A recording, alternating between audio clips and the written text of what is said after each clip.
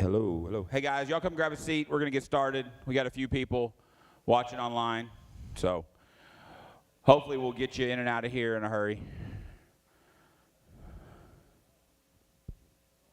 I'll get that in just a second. I'm going to talk first, and I'll go back there.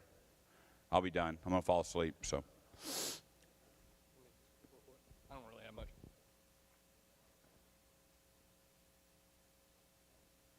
Oh. I was like, what are you waving at? All right, I'm Wes Hall. I'm the president. I just felt like I needed to say something tonight. I really have nothing to say.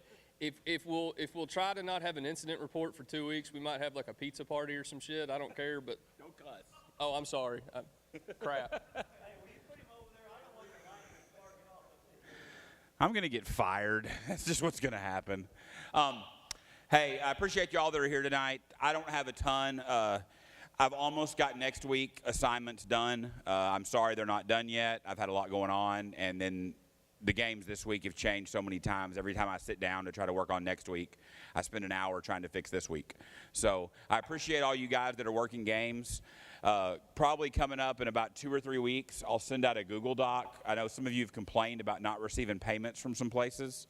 I'll send out a Google Doc, and you can tell me your game numbers and all this, and it helps me keep it in one place where payments haven't come in, and then I will contact the schools for you and get you paid. It's much more efficient if I do it, and the schools don't get mad as well. So if umpires start calling schools, it can create problems sometimes. So let me handle that for you. I will work hard to get you paid. We have had some incidents and some rules misapplications, and I know Ron's going to talk about some situations. We're going to go through some stuff tonight. I would just encourage you guys to keep learning. I know some of you are newer guys, and you're getting put in situations that 2 and 3 years ago you would never be in those games just because we would have more veteran guys in those games. I appreciate you learning, and part of learning is making mistakes. And so I'm okay with it. And some of these coaches that get upset, they understand as well. They just get upset in the moment, but when the moment's over, they're fine and they're not mad. By the time I talk to them, half the time they're laughing about it. So just keep plugging along. I appreciate what you're doing. Trying to think if there's anything else.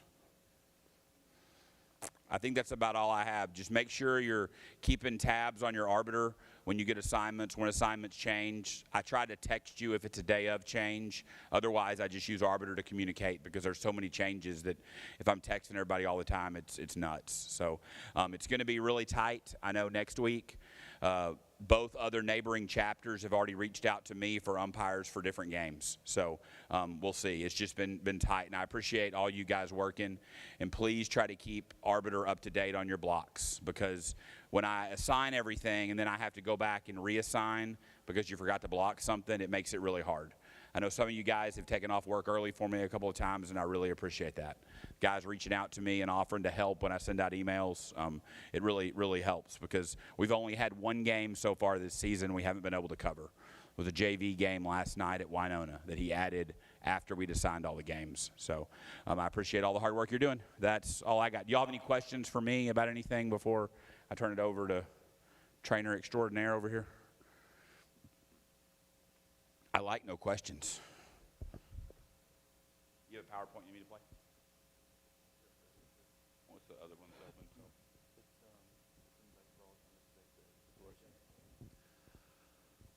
open?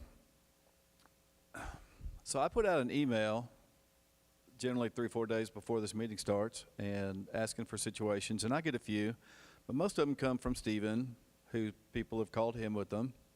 So go ahead and forward that information to me. If you just want to email me, you want to call me. If I don't answer, I'll call you back. I'll be happy to take some of those questions. I know Stephen's inundated with not just scheduling, but answering those questions and taking calls from coaches and doing all that. So give me a second. We've got I am, yep. All right, some situations we had. Can I have that clicker? There's a bunch of them. Y'all gonna be here a minute.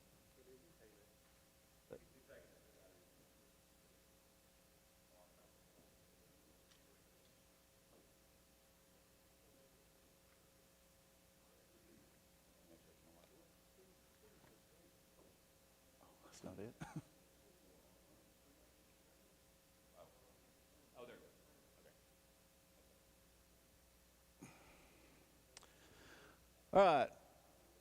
Situations. So I got this email.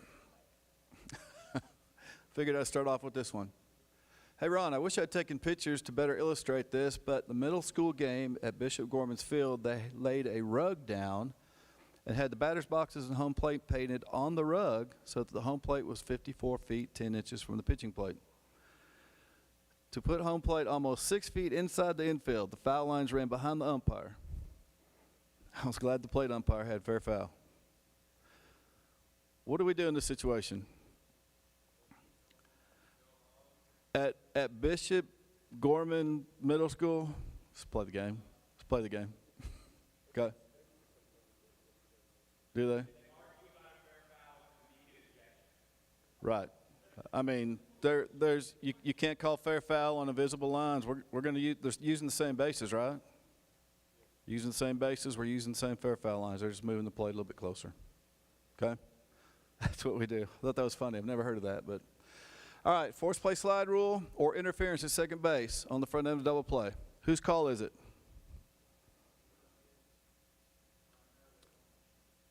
Primarily home plate. Force play slide rule on the front end of a double play, primarily the plate guy's responsibility. Why? Because the base umpire is going to be seeing the catch, turning with the ball to go to first. So if he's sliding in late after the ball's already gone, the plate guy's going to get that. Okay? When is it called? Immediately. What does that look like? Plate guy all the way from back in here looking in. That's interference. That's what it looks like. What happens? Ball's dead. Are you assigning bases? Correct. We've got an out for the interference. We've got an out at first. Batter runner's out. Okay? If it's not called, will you and the field umpire let the coach come out and talk to you?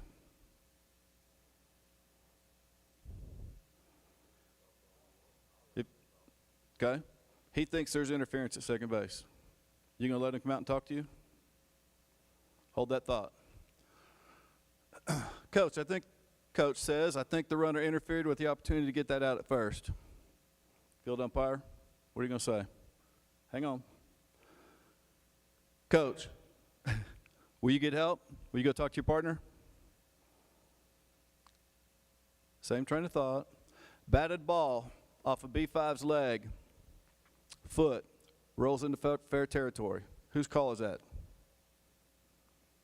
Stick with me here, guys. Same concept. Okay. Can the field guy call it? Okay. When is it called? Immediately. What does that look like? Some people say foul. I call time. Okay. Immediately. If it's not called, will you as a field umpire let the coach come out and talk to you about it?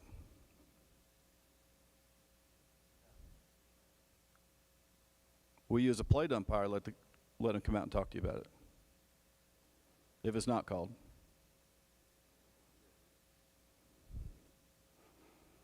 Ball hit his foot. Will you go get help? Go talk to your partner. No, you won't go get help. No, you won't. Why? Coach, we pregame that force play slide rule, or we pregame the interference at the front end of double play, as we discussed that if we had it, we would immediately call it. If he didn't immediately call it, then we don't have it. Okay? We pregamed that if you have a force play slide rule or you have an interference at second base, you're going to call it.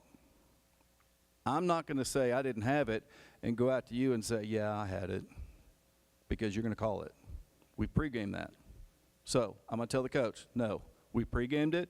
If he had it, he would have killed the play. We'd already be doing it. Right?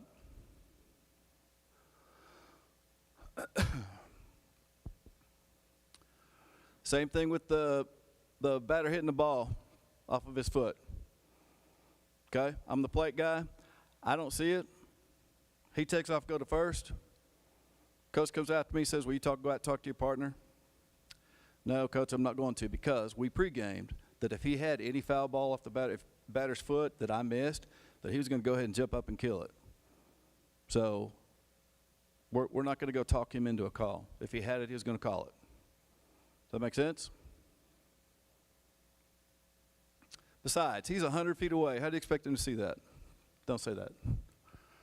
All right, situation. No runners on base. 3-0 count on B1. Next pitch is ball 4. Hits the front edge of the plate. F2 swipes at it but doesn't catch it, but the ball is hit unintentionally up and over the fence, the backstop, with the ball going out of play. What are you calling?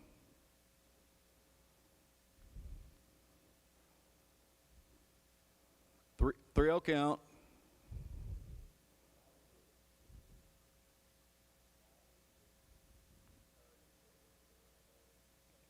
Okay.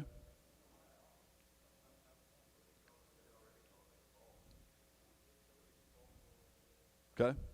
It's a dead ball. What are we giving him? You sure? Okay. No runners on base. 1-2 count on B1. Same scenario. Ball's flipped out of play. What are we doing?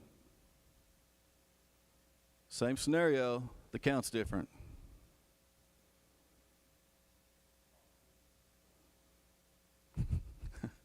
Good call. Okay. What if we have a runner on first? What if we have a runner on first on the first scenario?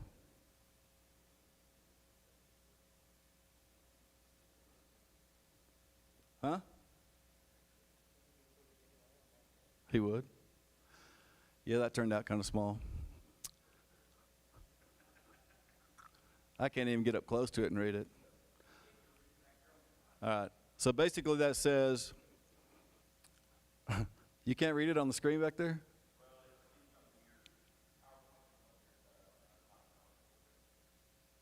All right, so it's from the time of the pitch, both of them. Golly.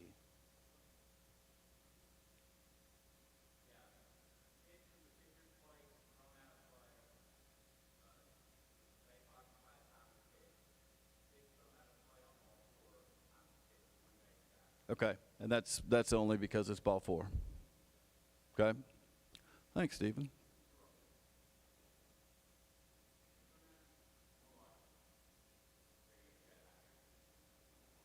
All right, let's talk about a dead ball strike.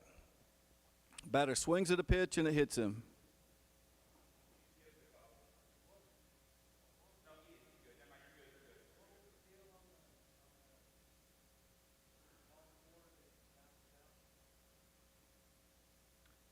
He gets one base from, well, he gets one base from the time of the pitch, regardless of whether it was ball 4 or not.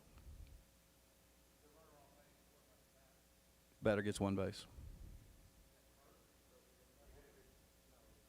He gets ball 4. He doesn't get anything beyond the walk.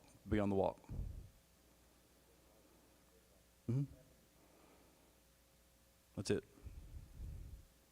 Now there is, well, we won't talk about that. That answer your question, Kelly? You have another question, I can see it. Okay, think about it, we'll talk about it. Dead ball strike, batter swings at the pitch and it hits him. Okay. Dead ball strike. Nobody goes anywhere, no runners are running, nobody's doing anything. Okay? If it's batter squares the bunt and it hits him, how many times you guys seen a batter square the bunt and took one in the leg or took one in the gut or took one in the chest or something? Okay? Batter diving out of the way and his back crosses the plate as the pitch hits him on the hand. If you judge that he made an attempt to hit that ball, it is. Okay? What do you do as a plate umpire? Call it if you got it.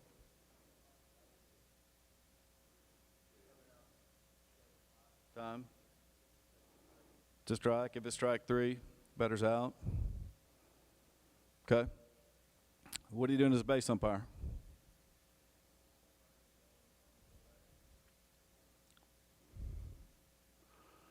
Are you going to let the coach come out and discuss your decision? You're not?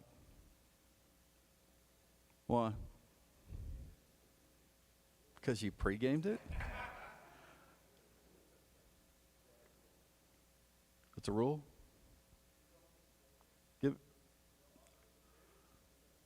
Okay.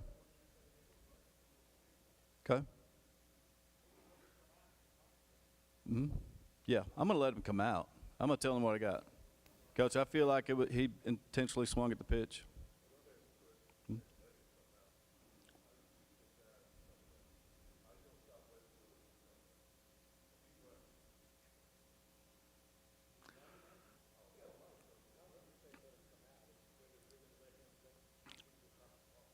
Right. Right. If I don't want him to come out there, I'm going to put my hand up and say, yeah. But situation.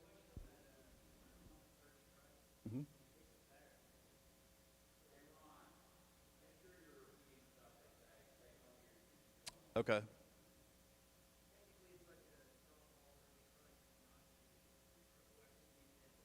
It is he asked if it was technically a drop ball, third strike. It is actually a dead ball. It's nothing. Nobody can do anything. It's a hit by pitch. The only difference is he swung at it. All right. You called it a strike. Are you going to be willing to go get together with your partner if he asks you to? Why? Because you can't undo a strike. It's a check swing. Can't undo a strike. Okay? If you call it a ball, you're going to let him talk you into going talking to your partner? Why? I might. I mean, if it was that far up and inside or whatever, maybe the catcher jumped up in the slot and blocked you. You call a ball? Okay, but if it hits him in the face and he's laying on the ground, I'm going to say time. Did he go? Okay, no, I'm talking about it gets hit. He swung at the pitch or he let the ball. He didn't swing. Say he check swing, and he got hit in the chest or the side of the face or something, and he's on the ground. Time.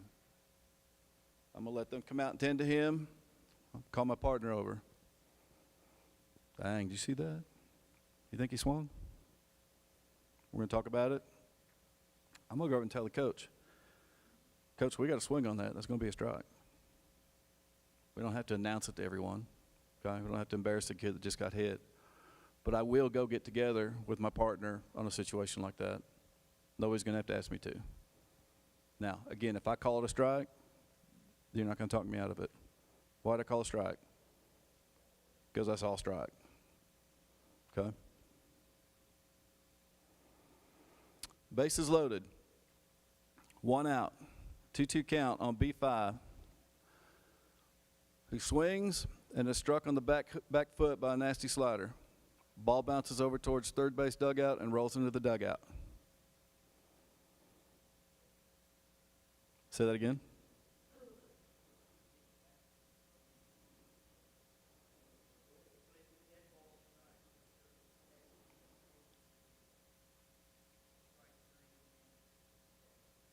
Dead ball strike, strike 3, the ball's dead, but the ball rolled into the dugout. What do I do with my runner on second base? He stays at second base, you're correct. Once the batter gets hit with the ball, it's a dead ball. Whatever happens after that doesn't change anything. Any questions about that? All right, fly ball responsibilities. We've had some issues with fly ball responsibilities and base tagging responsibilities, so we're going to talk about that. U1 and A, U1 and B or C. Plate with U1 and A, plate with U1 and B or C. Let's do that again. Fly ball responsibilities. Okay, so with U1 and A, what are his fly ball responsibilities? None. I'm good with that. Okay? The only time I might be involved in a fly ball is if I got something over close to the fence and I'm running over there with the plate guy. Okay? That's the only time. If I've got something that's fair foul close on the line, get out of there. Because if it's fair and it lands and the kid's already halfway to second, and you're thinking, oh, hey, that's fair. Oh, hey, he's going. Get out of there, get in. Okay, so no fly responsibilities, fly ball responsibilities. With U1 and B or C, what do you have?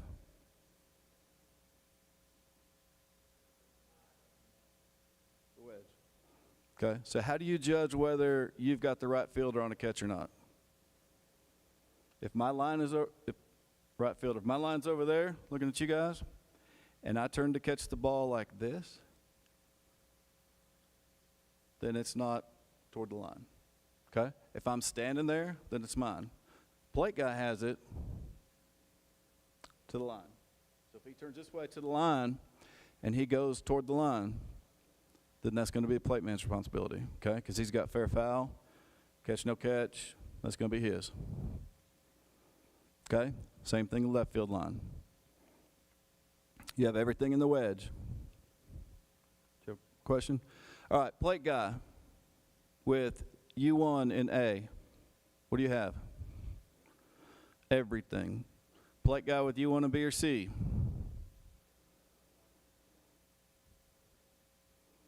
You got fielder to line, fielder to line. Okay? Let's talk about bag touch responsibilities. U1 and A. Yes.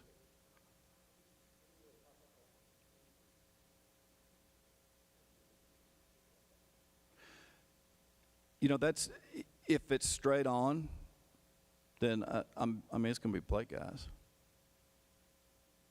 I mean, if I am, here's the deal. If I'm in C and I've got a third baseman that dives this way and I'm right here to make a catch and it's close, I'm going to come up with what I got.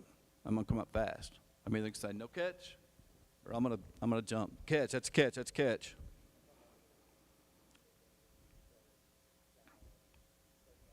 Let the plate guy have it. Is that what the mechanics manual says?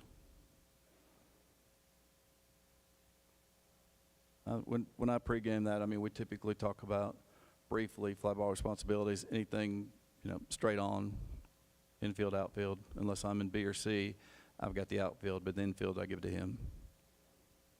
Okay. Questions? All right. Bag touch responsibilities. U1 in A is responsible for first base and second base. Okay? First base and second base. So I've got a guy that hit a double. As I'm coming in, I'm going to turn and watch him touch. I'm going to get on into second. Okay? If there's nobody on, I'm going to go ahead and fall him to third. Okay? If there was a runner on first, I'm just going to stop right there. I'll look for the play back into second. But I'm looking for the bag touches at first and second. Plate guy's responsible for third base and the plate. Okay? Just get in a habit. If you've got the plate, whatever's going on, I've got a guy on second. I've got a shot to deep second base, and he's going to try to make the play at first. I'm going to be glancing back and watching that touch, okay? Because if he misses that bag and they appeal it, that's your job. If they cut that corner, that's your job, okay? So when am I not, as the plate guy, responsible for a touch at third? Is there an exception? Okay. So I'm on the plate. Same thing with rotations. Same thing with this rotation. I'm on the plate. We got a runner on first. Okay. I've got a screaming fly ball that's going to challenge a fair foul line down right field. That's me. I'm yelling to my partner, I'm on the line, I'm on the line. What's that telling him? I don't have third. I'm not going to be there. Okay? I'm telling him I'm on the line so that he knows he better slide over and get that. Okay? Same thing with the touch. If I'm looking for a fair foul, I'm up here looking for a fair foul, and we've got guys running. Typically, I won't be up there looking for a fair foul. But you guys need to help out. If the plate guy's got a fair foul decision to make, then help out with touches in the field. Okay? So U1 and B or C. Bag touch responsibilities. Wow. U1 responsible for first base and second base. It doesn't change. It's not that hard. Just get used to it. If you're in B or C or A, you're responsible for first base and second base. Okay? You can't get both of them at the same time. Which one's most pressing? Second base. Make sure they touch second base if they're going to third. Okay? And glance back. If he's close to the bag, a step or two off. I mean, if he's 5 feet off and he's cut that corner, I mean, you'll be able to see that. Okay? If he misses it by 6 inches, you won't be able to see that because it was your second responsibility. Your primary was a lead runner. Okay? Questions? Same responsibilities. Get used to it. All right, we talked about pregame. Pregame is so important, guys. We cannot just get there, shoot the ball, talk about how work's going, talk about your girlfriends, talk about your wives, talk about your last game. I mean, you can if it's situational, it'll be helpful with the pregame. But talk about pregame. Talk about your rotations. When will they happen? When won't they happen? Prime example, I'm on the line. Means I'm not going to be there. Okay? So when I'm rotating up to third, I'm going to say, I've got third if he comes. When I'm done with that responsibility or I don't feel like I'm needed up there anymore, I'm going to yell at you, I'm going home. I may call you by name. I'm going home. Okay? Check swings. I tell guys I call with, if you can get one, get one. I don't care.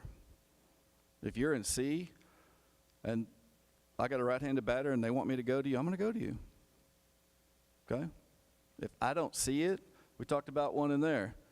If you don't see the swing, the catcher jumps up and blocks your view and you thought, yeah, he kind of looked like he might have swung, but ball. Rather than saying ball, rather than verbalizing that, just jump out. Oh, I got blocked out, I can't tell. Did he go? I mean, it doesn't hurt. Okay? Don't be afraid. If they ask, just go. It's okay. Handling coaches if necessary. Let's talk about how we're going to handle coaches. If you're going to let the coach come out and talk to you, which he can, most of the time, make him ask questions. Okay? He's not going to come out there and say, that's terrible. That's horrible. I don't see how you can do that. What are you going to say? Okay? Silence is golden. When he asks you a question, what did you see there? Okay, I'll tell you what I saw. Okay? How can you call that? Well, he missed the bag by 3 feet, coach. Okay? Don't talk to him. Don't answer anything he doesn't ask. Okay? If he's just going to talk, let him talk until you've had enough, and then send him on his way. Okay? But if he comes out and says, will you get with your partner? Hold foot swipe tag. Ron, will you check with him? I think we got him off the bag. I will. But coach, I need you to go back to your dugout. And no matter what we come up with, you can't come back out and argue anything, okay? Oh, okay. Let him go back to his dugout. Go out and talk to your partner. And hold up to that, guys. Okay? Don't let him follow you out there and listen in to the conversation. Okay? If he's a third base coach and he wants to talk about something that happened at third base, you and your partner walk away from him. He's going to stay in the third base coaching box. You guys walk away from him and talk about it. Okay? Any questions about that? Fly ball and take up coverages, talk about that in pregame. Okay? Just make sure everybody understands who has what. Dead ball strikes, how you going to handle that? Force play slide rule. so that when that happens in the game, you can tell the coach, we pre-gamed it. If he had it, he would have called it. So I'm not going to go talk to him about it. Talk about obstruction, interference, running lane violations. Just take care of business. All right? You're getting paid to do that, so be the best you can at it. Perception. It's the number one advantage you have as a sports official is the ability to be perceived as a professional, and that's half the battle. Okay? If you go out looking like you just woke up, or your hat's dirty, or your shoes are dirty, or your pants or your jersey's wrinkled, they don't expect much out of you, and that's probably what they're going to get. So you started off on the wrong foot. If you go out there and you're crisp, you're clean, pants are pressed, your shoes are clean, your hat's clean, I think, okay, we'll see what this guy has. He'll give you half a chance. Okay, then it's up to you from there to mess it up. No one else can do that for you. Communication before the game. So when I walk up and introduce myself to the coach, now if I know the coach, I'll just shake his hand and call him by name and say, how you doing? But I'll introduce myself, first name, last name. Tyler Chapter, we're here to call your game. Okay, cool. Do you have a place for us to dress? Watch the face you make when they say no. Because, yeah. Perception, guys, how you show up dressed, what you're looking like. I try not to wear my dirty work boots, okay? I keep a pair of better boots, and if I'm all muddy, I'll go change. So just try to look at the way you dress when you're going in. Again, it's perception, how you walk onto the field. So when you walk onto the field, getting ready to call your game, you got your mask in your hand. What are they getting? Slob that really doesn't care about being there. Okay? Put your chest up. Put your head up. Walk out there, smile. Uniform, hat, shoes, we talked about that. Does it show them that you care? How do you talk to the coaches? How do you act in between the innings? Let's talk about this. I have seen umpires that I've evaluated go to the dugout every half inning, and talk to 3 or 4 of the kids and the coach. Every half inning. What does that look like? What if I'm this coach over here going, they're getting all the strikes, we're getting called balls, they're getting all the outs, okay? Does it look like some favoritism going on? You might not, but it looks like it. Perception. How do you handle situations when the coach comes out? Are you when he's yelling at you? Are you stuttering at him? Are you yelling at him? Or are you saying, Coach, by rule, this is what I have. Learn the rule book. Be able to say that. The way you walk off the field when it's done and it's 90 degrees and you're hot and you're sweaty and you're tired and you've had a 4-hour game and it's 40-0. You're still going to walk off with your head up. Okay? Let it go when you get back to your truck or your car and your dressing room or wherever you're going. You can let it go then, but keep your head up and get out of there. How you leave the locker room. This is a big one. If you get a locker room, guys, leave it cleaner than you found it. Sometimes, you're dressing in a equipment shed, and you can't do that. Just don't leave trash laying around. Okay? Pick up your trash, pick up your water bottles. If you're lucky enough to have a shower, pick up your towels. Everybody collect them, put them in the same place. Okay? Leave it better than you found it.